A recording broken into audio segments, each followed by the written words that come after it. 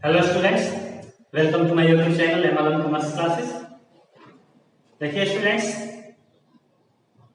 हमने अपने पिछले वीडियो में आपको अकाउंटिंग रेशियो के बारे में बताया था, ठीक है। आज हम इस वीडियो में पढ़ेंगे बिल्कुल ही नए टॉपिक, ठीक है, और आपके बोर्ड एग्जाम के लिए बहुत ही इंपॉर्टेंट टॉपिक्स है, ठीक है। पार्टनरशिप के बारे में आज चर्चा करेंगे। देखिए, आज के इस वीडियो में हम देखेंगे कि हम पार्टनरशिप बिजनेस से क्या समझते हैं, ठीक है। यानी कि पार्टनरशिप बिजनेस होता क्या है, फिर वहां हम अकाउंटिंग ट्रीटमेंट किस तरह से करेंगे, इन सारी चीजों को हम इस वीडियोज में देखेंगे। देखिए, अभी तक हमने कंपनी अकाउंट के बारे में अच्छा तरह से पढ़ चुका है, ठीक है।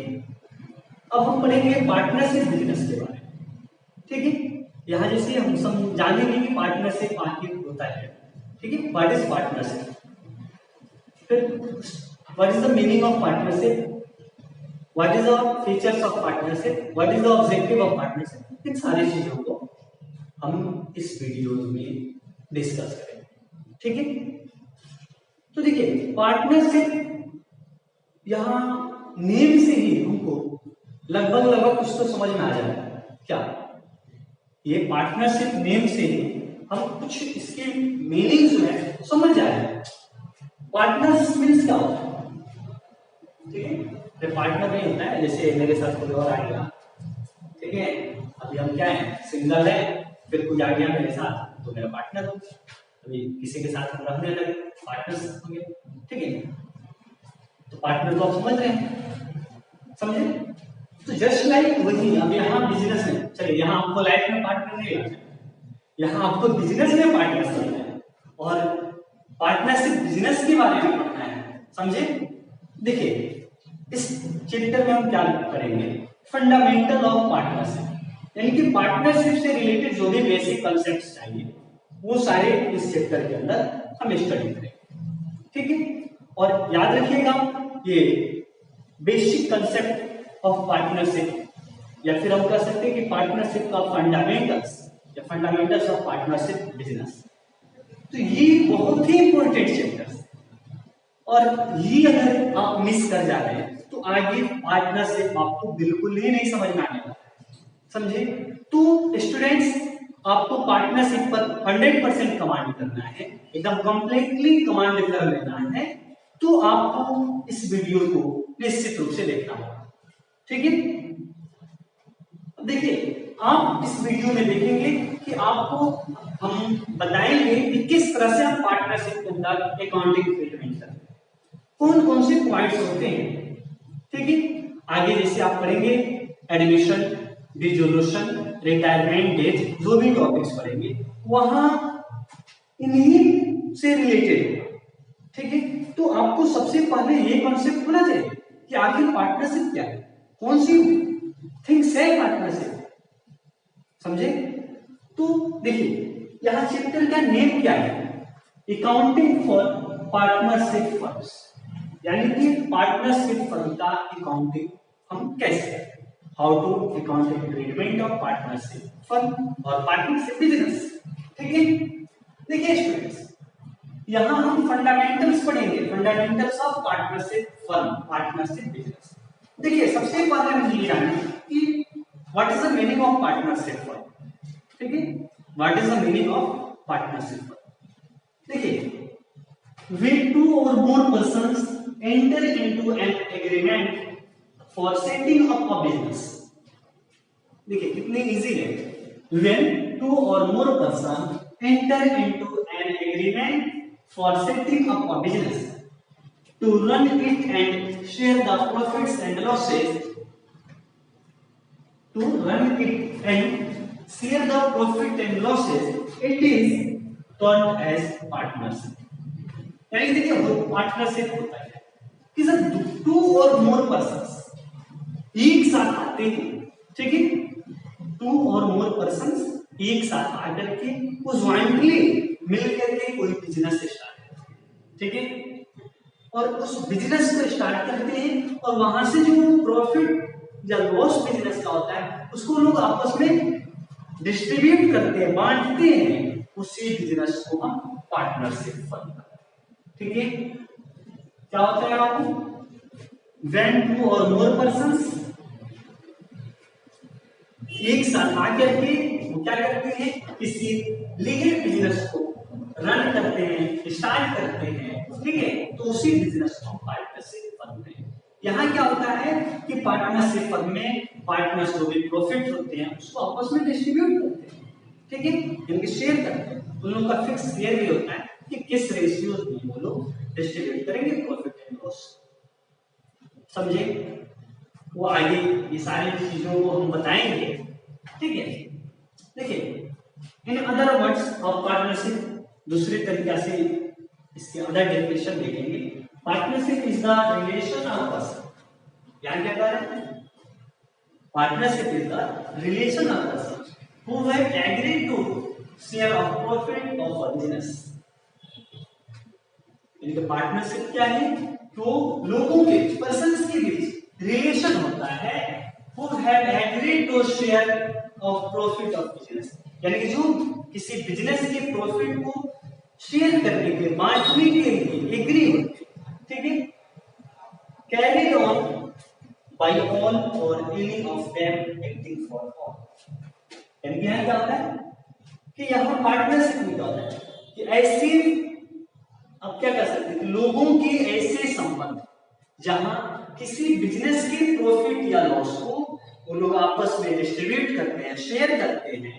ठीक है, जो बिजनेस उनमें से किसी एक के द्वारा, ठीक है, यानी कि एनी ऑफ देम, उनमें से किसी एक के द्वारा, या बाय ऑल यानी कि सभी के द्वारा चलाया जाता हो या काम किया जाता हो। ठीक है, अब इसके बाद देखिए, ये तो पार्टनरशिप फर्म की बात है कि पार्टनरशिप होता क्या है, पार्टनरशिप फर्म।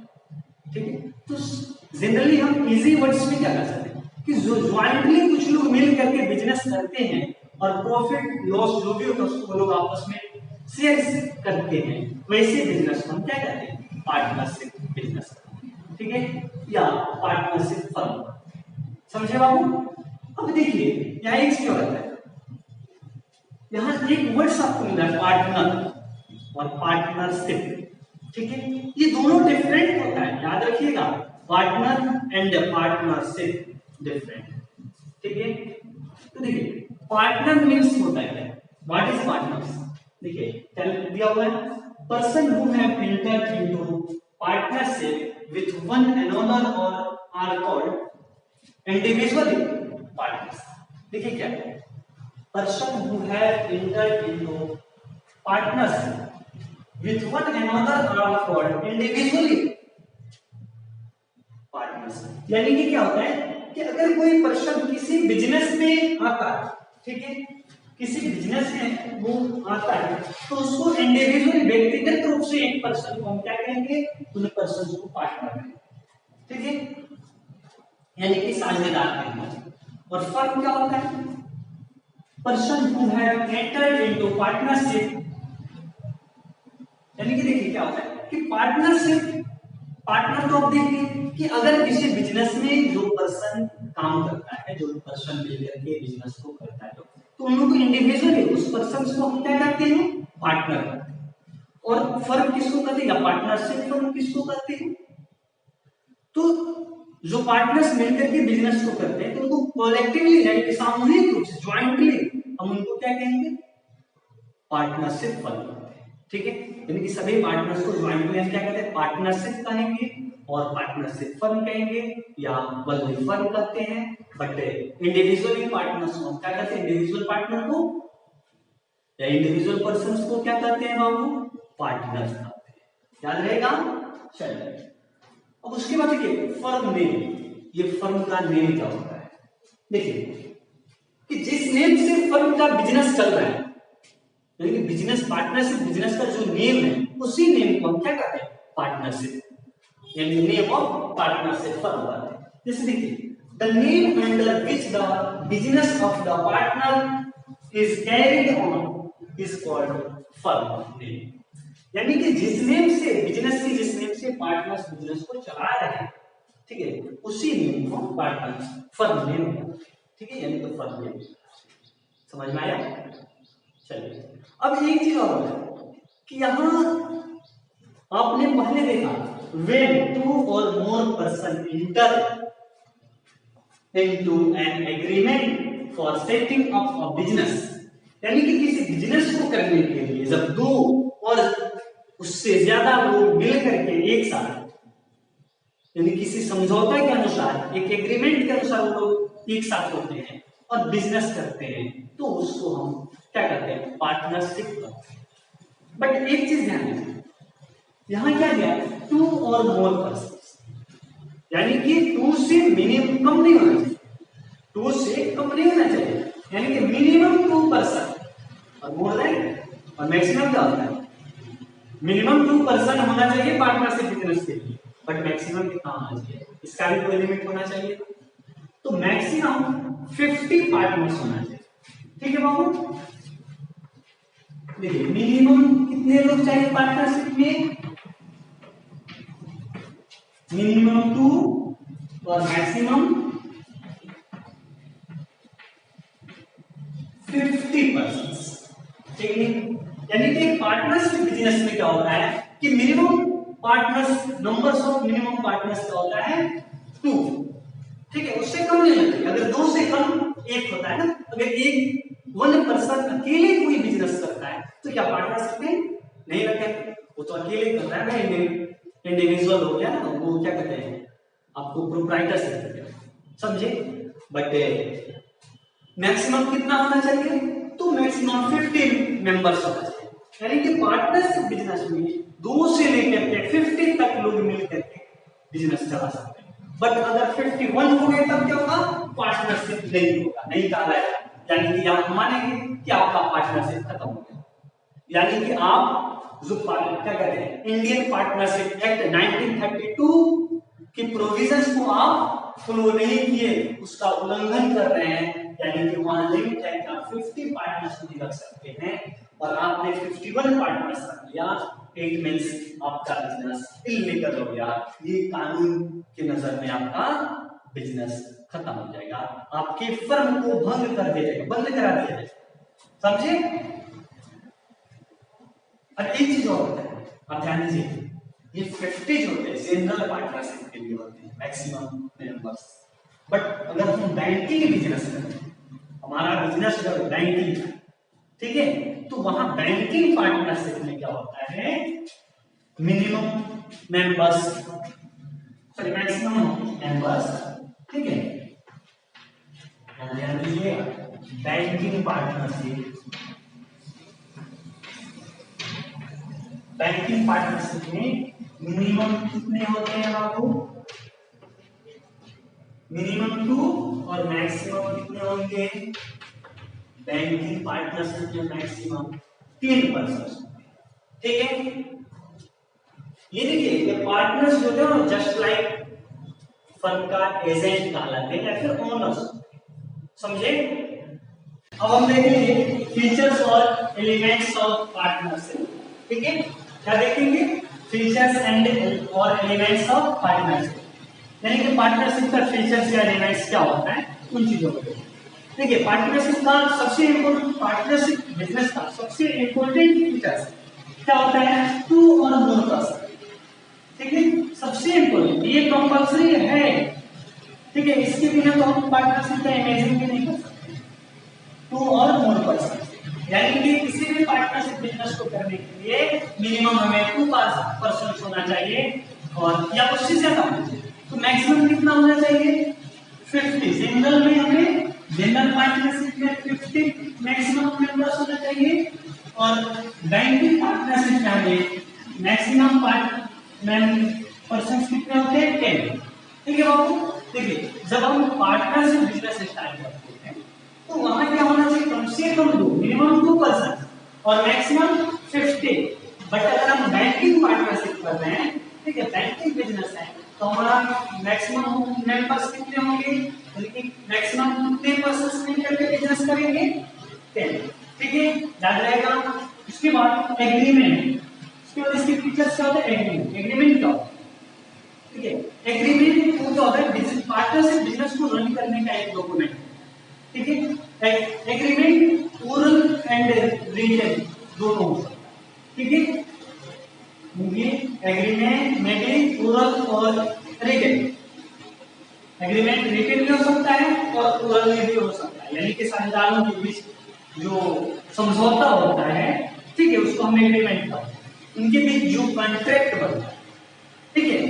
तो ये क्या होता है कि ऐसा एग्रीमेंट में सब किस पार्टनर्स के रिलेशन के बारे में, वो कौन से पार्टनर्स कितना कैपिटल इन्वेस्ट करेगा, ठीक है, बिजनेस को कैसे रन करना है, समझे। फिर पार्टनर्स का राइट्स, उनका ड्यूटीज क्या है, ये सारी चीजों को एग्रीमेंट में लिखा जाता है। अब ये चीज देखिए, ये ओरल भी हो सकता है, बट बेटर हम रिटेन को मानते हैं। ओरल ऐसे क्या कहते हैं, लॉफुल होता है, कानून उसकी मान्यता देती है भाई, ठीक है। अगर ये लोग ओरल एग्रीमेंट भी कोई पार्टनर्स रखते हैं, जैसे ए और B, A and B, two person से बिजनेस कर रहे हैं। अब ये डिसाइड कर रहे हैं कि हम लोग बिजनेस करते हैं, कैपिटल इन्वेस्ट करते हैं, जो भी लगाना था, अब बिजनेस करते हैं। फिर करेंगे चलिए हम लोग प्रॉफिट को क्या करेंगे, फ्यूचर में इक्वल बांटेंगे, हो गया। अब इन लोग के पास जो एग्रीमेंट बन रहा है, ये क्या है, ओरल है। बट अगर इसको ये लोग रिटेन कर लेते हैं, नहीं इन लोग बिजनेस शुरू करते हैं, ठीक है, और ये क्या करते हैं, 1 लाख कैपिटल इन्वेस्ट किया और ये 50 कैपिटल इन्वेस्ट किया, और ये फ्यूचर में प्रॉफिट को क्या करेंगे, इक्वली डिस्ट्रीब्यूट, ठीक है। प्रॉफिट को कैसे डिस्ट्रीब्यूट करेंगे, इक्वल। तो अगर रिटेन कर लेंगे तब भी हो जाएगा, बट बेटर होगा रिटेन कर लेंगे, क्योंकि अगर फ्यूचर में किसी तरह की वाद हो, किसी तरह की पार्टनर्स के बीच में विवाद शुरू हो जाए, यानी कि जो एग्रीमेंट बना था वो उस पर कोई क्या करते हैं, एग्री नहीं हो, डिसएग्री हो जाए कोई पार्टनर्स, तब हम क्या करेंगे बाबू, तो वहां अगर कोई पार्टनरशिप जो है उससे वो डिसएग्री हो रहा है, एग्री नहीं हो रहा है, और आपके पास एग्रीमेंट ओरल है, तो फिर प्रॉब्लम्स हो जाएंगे, समझे। तो इसी के लिए आप क्या करते हैं, पार्टनरशिप एग्रीमेंट जो है वो रिटेन रखते हैं, ठीक है। रिटेन रखना बेहतर है, अगर फ्यूचर में कोई पार्टनर्स किसी भी पॉइंट को लेकर के अगर डिसएग्री हो रहा है तो वहां रिटेन एग्रीमेंट रहेगा, इस एग्रीमेंट से हम उनके विवादों को सॉल्व करेंगे, ठीक है। उसके बाद लॉफुल बिजनेस, यानी कि हम अगर पार्टनरशिप बना रहे हैं तो बिजनेस करने के लिए बने, ठीक है। हमारा पार्टनरशिप क्यों बनना है, बिजनेस करने के लिए, बिजनेस का व्यू होना चाहिए, हमारा पर्पस होना चाहिए। और विच टाइप्स ऑफ बिजनेस, क्या हम व्हाइट पाउडर पे सप्लाई करेंगे, नहीं। वाइन सप्लाई करेंगे, नहीं। लीगल बिजनेस, यानी कि वैसे गुड्स का बिजनेस करेंगे जो सेंट्रल गवर्नमेंट और स्टेट गवर्नमेंट, ठीक है, दोनों को परमिशन देते हैं। जैसे हमारे यहाँ बिहार में क्या है, हम वाइन बिजनेस शुरू करते हैं, तो हमारे स्टेट गवर्नमेंट क्या करेंगे, वाइन बैन है, आपको पता है ना, 1 अप्रैल 2016 से ही वाइन पूरे बिहार में क्या है, बैन हो गया। तो हम वाइन का अगर बिजनेस करते हैं तो इलीगल हो, लॉफुल नहीं हो, तो हमारा पार्टनरशिप नहीं होगा। तो हम ऐसे करें, ठीक है, कि हमारा बिजनेस जो हो लॉफुल हो, लॉ से उसको अलाउ हो, अगर परमिशन मिल जाए बिजनेस करने के, समझे। उसके बाद प्रॉफिट शेयरिंग, तो देखिए प्रॉफिट शेयरिंग क्या होता है, यहाँ जो भी partners, all partners should be share profit amongst partner, यानी कि सभी पार्टनर्स एक दूसरे में अपने प्रॉफिट शेयरिंग रेशियो में, ठीक है, प्रॉफिट शेयरिंग शेयर करते हैं, ठीक है, प्रॉफिट शेयरिंग,